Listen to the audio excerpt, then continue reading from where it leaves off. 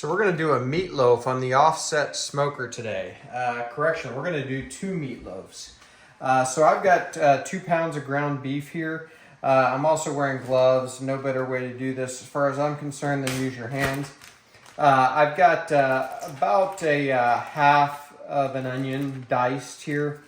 It was a really good size onion. Otherwise you might want to add a little more. But sort of to taste, but probably around a half to a whole onion. I've got some eggs here. I'll put the recipe in the description. I'm not gonna go over amount since I'm making a double batch, but add our eggs. I've got some breadcrumbs here. These are Italian breadcrumbs. You could break up a piece of bread. I'm gonna save a little of those. Don't know if I'll need them all. Panko breadcrumbs would be fine. Crunch up some crackers, that'd be fine too. I've got some salt and pepper we're gonna add. And a little W sauce or Worcestershire sauce, whatever you got. I'm just gonna put a little in for some flavor, some umami if you will. And then I've got some tomato sauce that we're just gonna add a little bit of there. Here we go.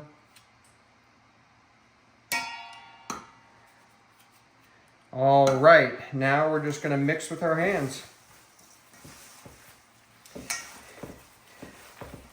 So I'll show you how we're gonna do these on the offset here in a minute. But after I get this mixture together, I'm gonna get a rack to put them on, and I'll use that rack to put them on the smoker. It'll keep them cleaner that way, also make them easy to put on and take off. So I'll be honest with you, I'm not a giant fan of meatloaf. I don't dislike it, but it's never something I really want all that much. I've really just wanted to smoke one, and so we're gonna do it. And I really don't dislike it. It's just not something I crave. So you want to be sure you get this mixed up really well, by the way. So you don't have, some pockets with no onion and some pockets with too much onion. And I'm actually going to go ahead and use, a little more, if not the rest of these breadcrumbs.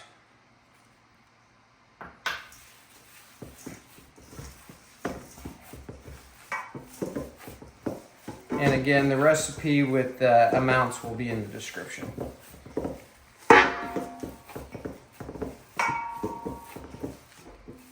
All right, there we go. So I'm gonna stop the video right now, and I'm gonna get the tray for putting this meatloaf on the smoker, and we're also gonna get the camera outside and get the smoker fired up. So we'll bring you back in a minute. Hey, so I forgot, we gotta throw together our glaze for the top of our meatloaf. I may use barbecue sauce on one of the meatloafs. I haven't quite decided, but I'm gonna make enough glaze for both because I'm not even sure what kind of barbecue sauce I have off the top of my head. So I've got some brown sugar. Again, the measurements for this will be in the description. I'm gonna use the rest of that tomato sauce that I already started to use. I'm gonna use a little bit of Worcestershire sauce.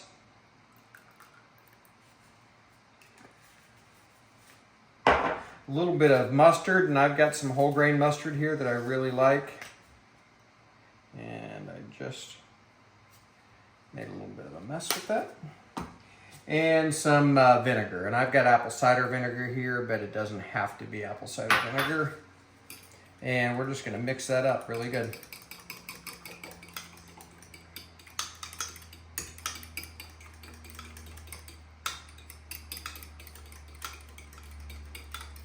And I am probably going to, I'm not going to use a pan of any kind on this since I'm doing it on the smoker. So I'm going to, I may wait until I put the meatloaf on the smoker in order to apply this glaze. We'll see. I haven't quite decided. But I'll bring you there for that whenever I do. While we're here, let's go ahead and get our meatloafs on the racks. I'm going to use 2 racks in case one is cooking faster than the other. I don't want any of them to get overdone or underdone. And I'm just going to eyeball this. I've got this whole meatloaf concoction off to the side, so I'm just dividing it in half. Especially since I'm going to have it on 2 different racks, I'm not that concerned about it. So these aren't going to be that big. So I'm just going to form it into a loaf and put it on the center of the rack there. And then the same with the other one. All right, next stop's going to be outside, and we're going to get the smoker fired up and let it take its time. It's still a little early here, so we don't have to be in a giant hurry.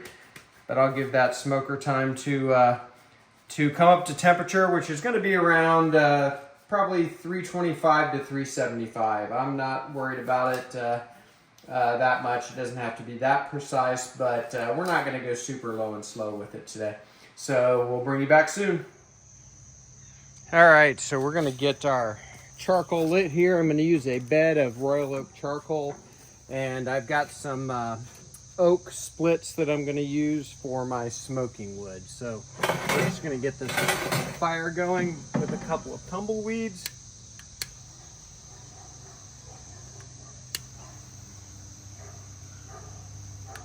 So we're going to get those going. Should be good.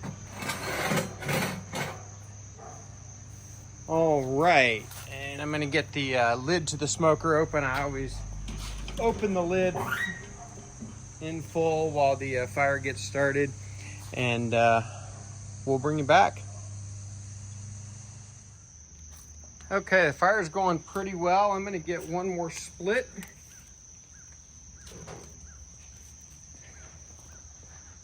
And get it in there.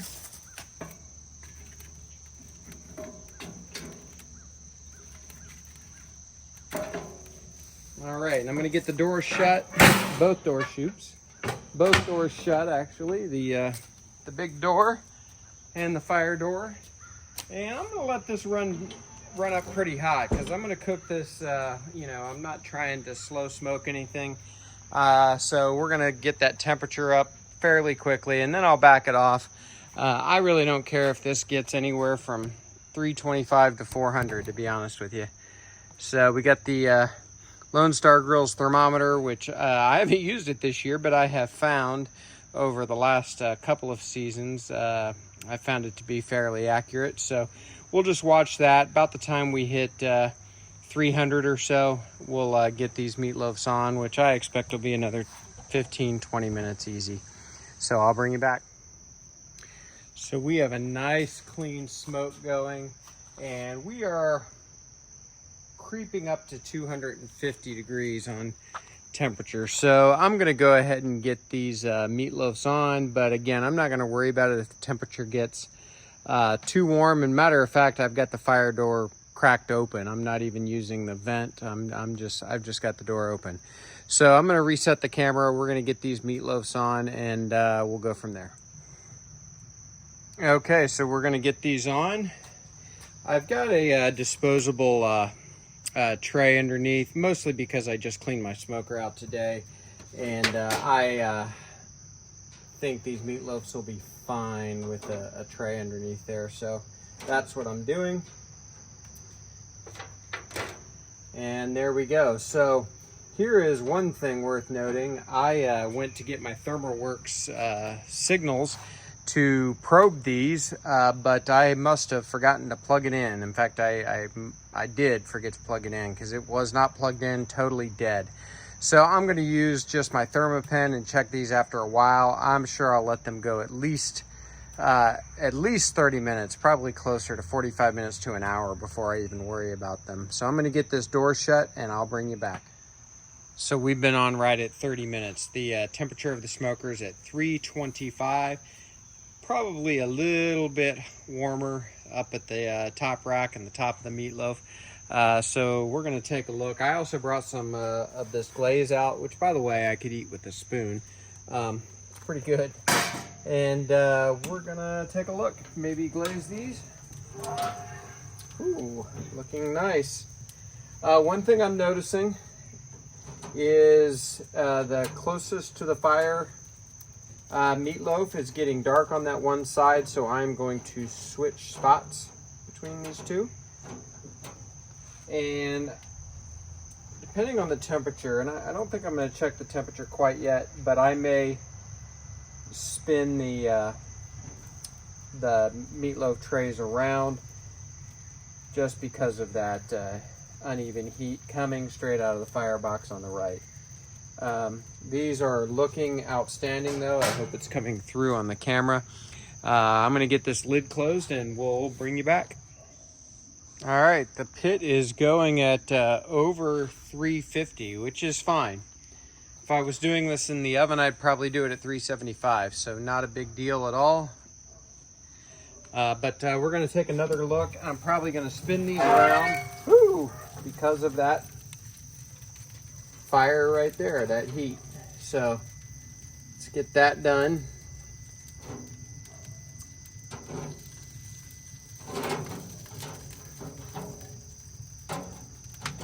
There we go. And I'm going to go ahead and baste these one more time. That's probably going to be it on the basting.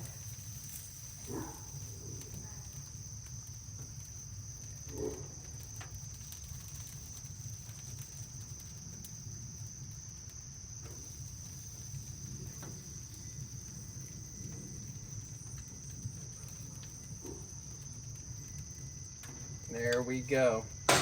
And I'm going to go ahead and temp these while I got the lid open. So we're still right below 100 degrees. Yeah, that one's a little warmer. Yeah, so one of these is pretty far ahead of the other one. That's why I've got separate trays. So we'll keep monitoring and we will probably end up taking one off before the other. Okay, so these meatloafs are ready. A couple things I did off camera. I forgot to even turn the camera on. I moved them over a little further away from the firebox, and I put up a just a little bit of a blocking log there just to keep that direct heat from totally beating on them. But they're ready to go, look great. So I'm gonna baste them one more time, then take them inside. We'll get the camera set up in there and we'll go from there. So I will see you in just a few minutes with some meatloaf inside the house.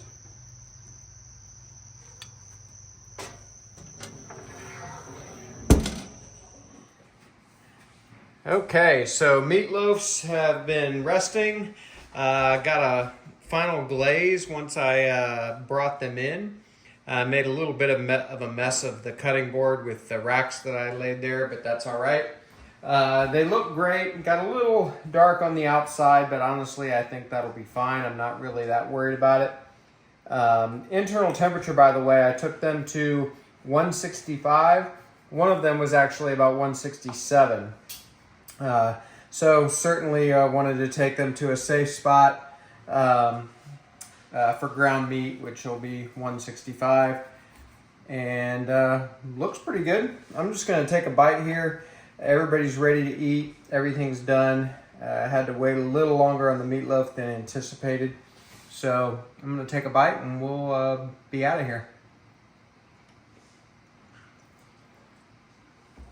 Well, it's still really hot.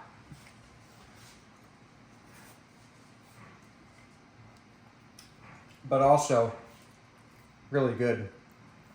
And that's coming from somebody who doesn't love meatloaf.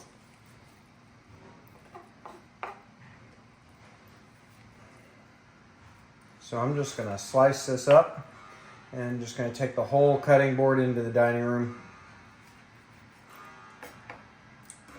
And that's going to do it. So thanks for joining. Great way to do meatloaf as far as I'm concerned. Do it on your smoker, and in this case, an offset smoker. So we'll see you next time at Buckeye Barbecue. Like and subscribe. I'd certainly appreciate it. See you next time.